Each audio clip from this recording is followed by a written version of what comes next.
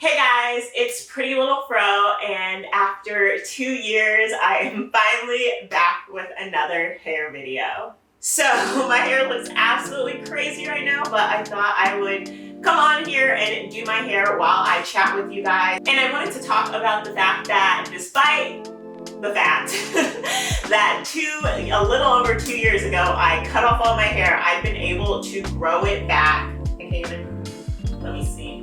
I've been able to grow it back this long, even though I was like pretty much bald. So I have been getting a lot of comments over these past 2 years asking how I'm growing my hair back so fast. And some of you even mentioned that my hair is even longer than yours now, even though I cut it all off and I've been able to grow it back. So I want to talk about some of the things that I feel like I've discovered over the past 2 years and why I'm able to consistently grow my hair back. And hopefully these tips help you guys.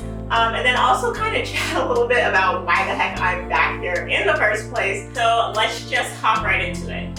So let's talk about 2 years ago. So 2 years ago, and I'm just gonna go in with my aloe vera, you guys already know.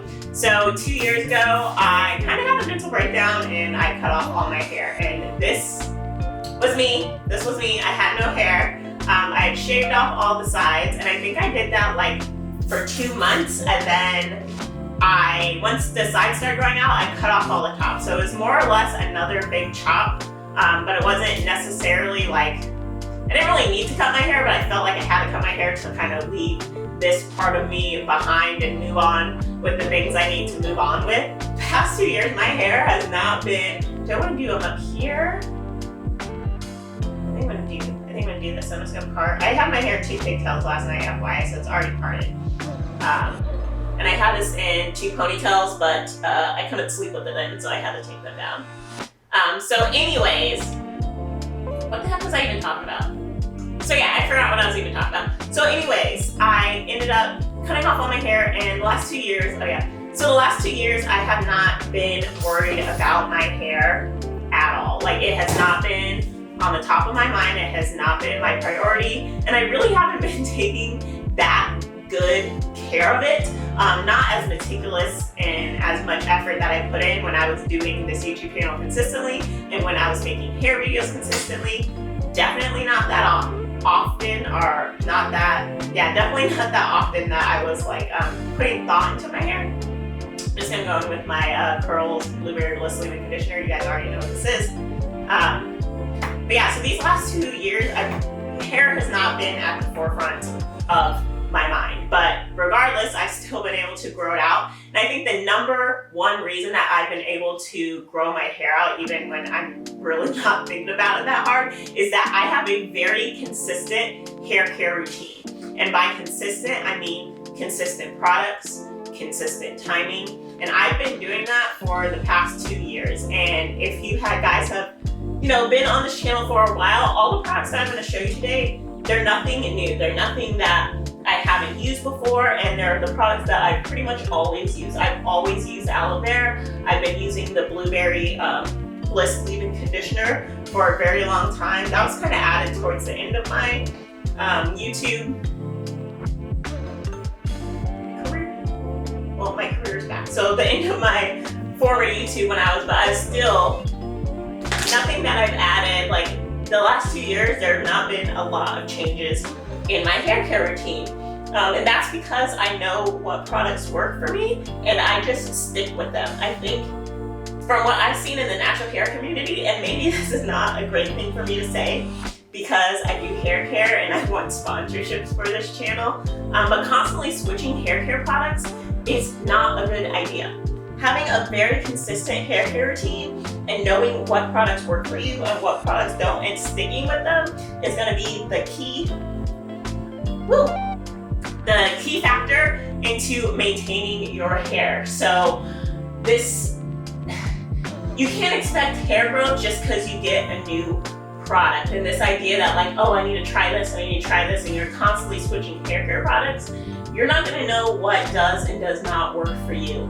Once you set a stable hair care routine that you know works, that's when it's time to introduce new products into your hair care routine, because then you'll actually know whether or not they make a difference. And it's really hard to tell if something's making a difference if you don't have like a stable line that you are comparing them against. So if your hair care is like this and your hair is like this, it's really, really hard to make any type of comparisons whether your hair is getting better or worse, because you don't know what like that like the average middle healthy hair is for you. And the only way you can get to that is to have a consistent hair care routine with products that you know work. So I like sticking with things that I know work, and then you can test out, maybe you want to try this product or what have you. But in the last 2 years, there have been maybe like 2 new products that I've added to my hair care routine in 2.5 years. 2 products, that's it. Not 11 million. I know I used to have like buckets of hair care products, but I don't have that anymore. I have a few staple products that I use that I know work. Okay, so I'm just gonna braid this up. And I think, okay, let me do a random tangent, but I think I'm gonna do like a video about like easy protective styles, because I need to start protective styling my hair because I've been like way too lazy with it recently. Okay, so the second biggest factor I feel like plays a part into why I'm able to grow my hair very quickly, even though I think it's very average, is that I don't obsess over growing my hair. I feel like when you obsess over something, you over-focus on it, and that over-focusing tends to be detrimental, at least when it comes to hair care. Like there are things that it actually helps to be obsessed with them because you pay closer attention to them, and it might make you work better. Like if you're like obsessed with your job, that might make you work harder at your job, but at some point it becomes a detriment. So the easiest way to see hair growth is to leave your hair alone.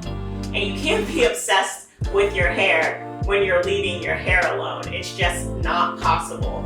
The obsession, I feel like, leads to over manipulation, leads to you switching products too often.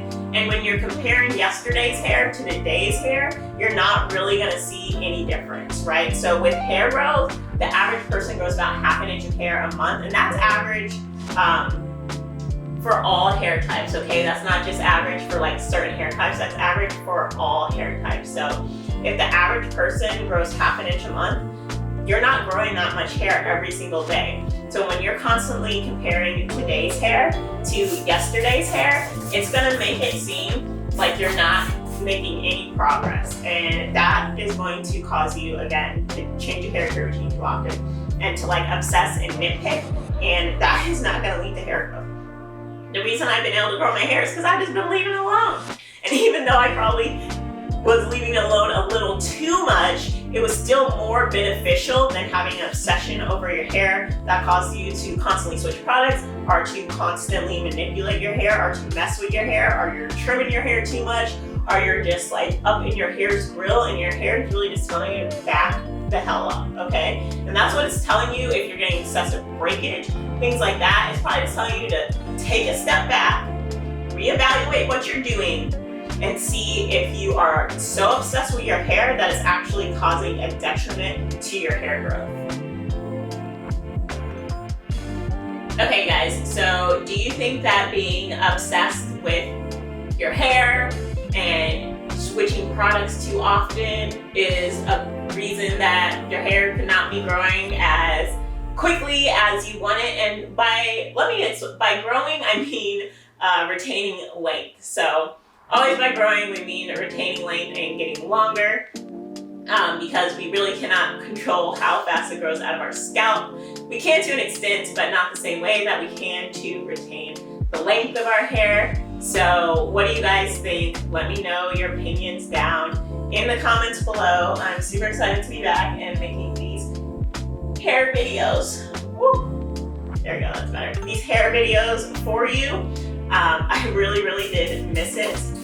So yeah, I hope you guys enjoyed this video. I'm just gonna finish up my hair really quickly. I usually don't do these little ones in the front. I usually do them down here, but my boyfriend said that they just look like long sideburns. So I'm gonna switch it up today and see if this way looks a little cuter. So I'm just rinsing with aloe vera to get it nice and wet, and then I'm going to go in. This might not work because my hair in the front's not as curly as my hair in the back. Okay, so this is one of the other products that I mentioned that I added, that I've added to my hair care routine that I wasn't using prior. This is really good for wash and go. I know I said I do not do wash and go, but I've actually been doing them a lot since I found this product. So we're gonna see if these little suckers curl. They might not. I don't think they're gonna curl. They're just gonna curl either. Okay. Not sure if I'm filling these little bang things, but I hope you guys enjoyed this video. Remember to subscribe to the channel if you like this, and give this a like, and follow me on Instagram at PrettyLittleFro, and I'll see you in the next one. Bye!